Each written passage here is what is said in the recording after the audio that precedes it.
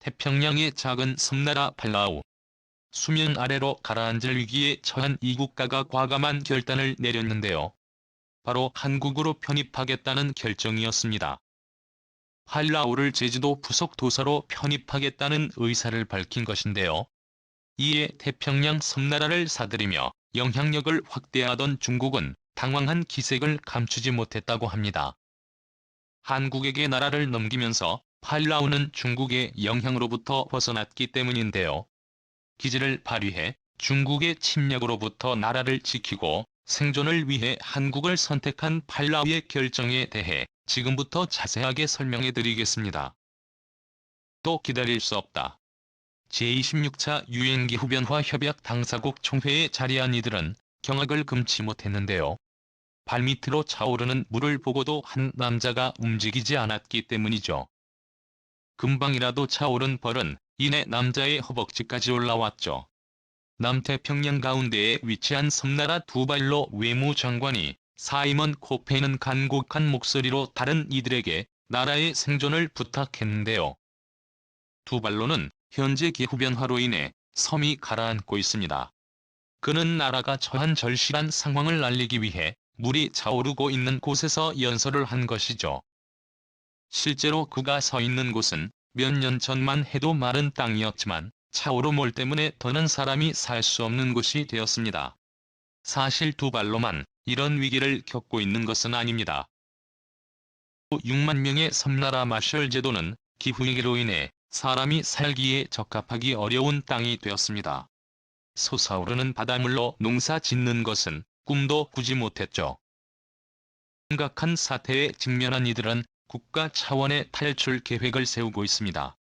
디너스테이지의 마셜 제도 환경 특사는 지금 상황은 웃어넘길 때는 지났고 앞으로 몇 년 뒤면 태평양 섬나라들만이 아니라 미국도 감당해야 할 현실이라며 온도를 낮추는 데 나라들이 기여해야 한다는 메시지를 남겼습니다. 팔라우 역시 심각한 고민에 빠진 국가인데요. 1953년 미국과 체결한 자유연합협정에 따라 약 50년 동안 국방과 안보를 미국이 책임지는 국가로 사람은 물론이고 물자도 부족한 국가입니다. 대통령 중심의 공화제로 현재 대통령 자리에 있는 수랑겔 휩쓸 주니어 팔라우 대통령은 조만간 가라앉죠. 팔라우의 미래에 대해 심각한 고민을 하게 되었죠. 그는 여러 세계 정상들이 모인 자리에서 나라의 위기를 얘기하며 차라리 우리를 향해 폭격을 날리길 바란다고 말하며 선진국들이 기후변화에 많은 액수를 투자하길 요청했죠. 그것과 별개로 팔라우는 생존을 위해서 특단의 조치를 취해야 했는데요. 고심 끝에 팔라우가 시도하는 것은 인공섬 건설입니다. 수위가 높아지는 가운데 팔라우 주변에 콘크리트와 모래를 부어 보다 튼튼한 섬을 만들자는 계획이었죠. 중국이 현재 스트래틀리 군도에 여러 자재를 부어 인공섬을 만드는 것에서 자간한 아이디어입니다. 하지만 비용도 많이 소모될 뿐더러 섬 전체의 자연환경과 유산을 포기해야 하는 아이디어여서 실천에 옮기진 않았죠. 한 방법을 찾지 못하던 팔라우. 고민을 거듭하던 수랑겔 대통령에게 검은 손길이 찾아왔는데요. 바로 중국이었습니다. 중국에게 땅을 양보하면 설계를 알려주겠다는 제안이었죠. 중국은 현재 태평양을 중심으로 영향력을 확대하고 있습니다. 우크라이나 전쟁으로 인해 사람들의 관심이 유럽으로 향하는 동안 중국은 남몰래 영역을 넓히고 있었던 것이죠. 길리노미 인도 태평양 사령관은 언론 인터뷰를 통해 중국이 태평양 일대 지역의 차가 군사기지는 물론이고 각종 물자를 보관하는 시설을 마련하고 있다는 것을 폭로했습니다.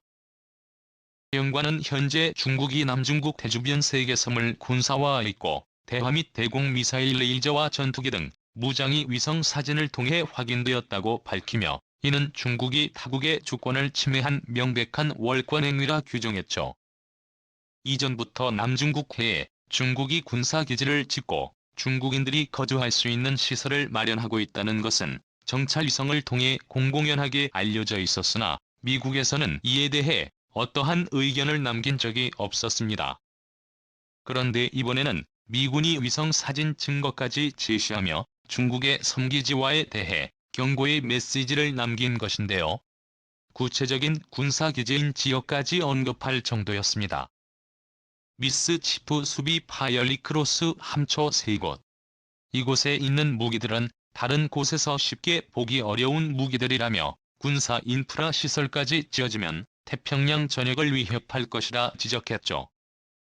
아킬리노 사령관은 기자들에게 실제 섬 상태를 보여주고자 기자들을 미 해군 초계기 P-8A 포세이돈에 태운 뒤 중국의 군사기지를 짓고 있는 곳들을 순회했는데요.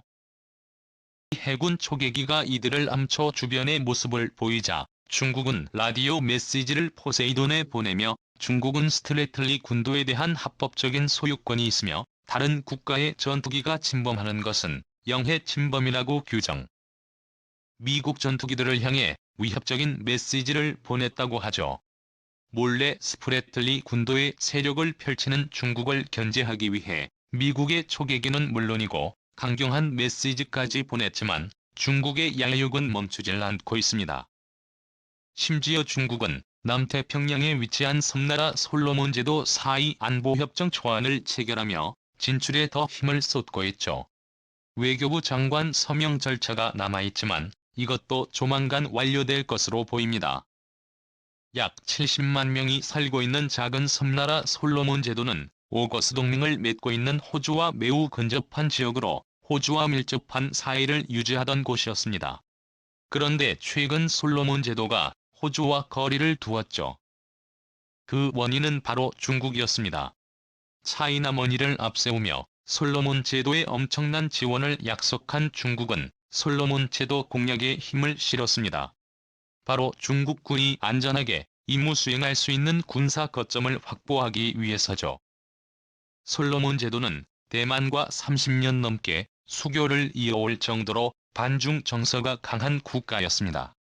중국의 침탈에 태평양 국가들이 힘을 모아 대응해야 한다고 할 정도였죠.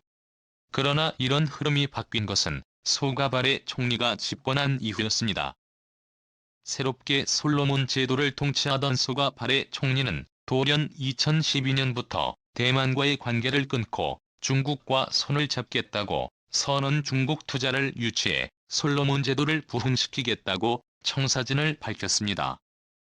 미국은 뒤늦게 중국의 남태평양 침략 야욕을 눈치채고 솔로몬 제도에 대사관을 설치하기로 결정하는 등 다급하게 태평양 군도들의 마음을 돌리기 위해 나섰죠. 외신들은 섬쇼핑이라는 표현을 쓸 정도로 중국의 진출을 심상치 않게 바라봤습니다.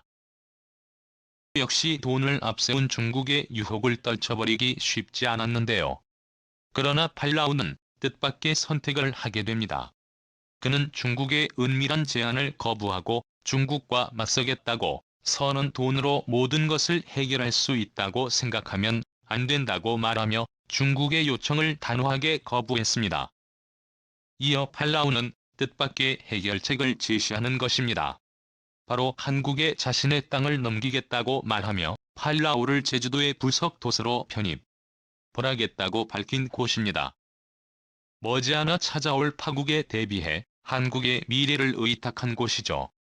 팔라우 주민들 역시 한국이라면 믿을 수 있다고 말하며 물이 잠길 경우 한국으로 이주할 것을 계획 중이라고 하는데요. 팔라우인들이 한국을 신청하는 곳은 다름 아니라 한국의 피를 물려받은 후손들이 많이 있기 때문입니다. 과거 일제강점기 시절 남양 군도라는 이름으로 불린 이곳 팔라우에는 많은 한국인들이 강제징용으로 끌려왔습니다. 시설 정비는 물론이고 일본군 기지를 짓는데 한국인들이 동원되었죠. 팔라우 코로로 시동 쪽에 지어진 아이고 브릿지는 이를 알 수 있는 흔적으로 일제에 의해 끌려간 한국인 노동자들이 고통입자 아이고 신음소리를 낸 곳의 원주민들이 이다리에 아이고라는 이름을 붙인 것이죠. 국과의 전쟁을 벌이던 일제는 폐색이 짙어지자 팔라우에 있는 일본인들의 본국으로 송환했지만 그곳에 남아있는 한국 노동자들을 내버려 두었습니다. 전쟁이 끝나고 한국으로 돌아갈 수 없는 이들은 팔라우에 정착할 수밖에 없었죠. 팔라우에 정착한 한국인들은 척박한 땅에서 불을 일구고 상당한 영향력을 끼칠 수 있게 되었습니다. 팔라우 곳곳에 흩어진 한국인들은 팔라우에서 빠지면 안 될 정도로 팔라우 경제를 지탱하는 존재가 되었는데요. 이렇게 한국인의 입김이 센 팔라우가 한국의 친근감을 드러내며 최종적으로 섬이 가라앉은 이후에도 한국으로 들어오고자 한 곳입니다. 팔라우 대통령 역시 한국으로부터 도움을 많이 받았기에 거부감 없이 한국 편입을 허락할 수 있었던 것이죠. 모든 국가를 돈으로 사려던 중국은 뜻밖의 저항에 부딪혀 태평양 전체를 중국의 영향 아래에 두려던 계획을 철회해야 했습니다. 한국이 본의 아니게 방해를 한 것인 셈인데요. 경제 영토는 물론이고 실제 영토까지 점점 확장하는 대한민국 중국의 횡포에 신음하는 태평양 섬국가들이 중국의 소나기에서 벗어나길 바라며 한국을 선택한 팔라우의 현명한 결정에 박수를 보냅니다. 시청해 주셔서 감사합니다.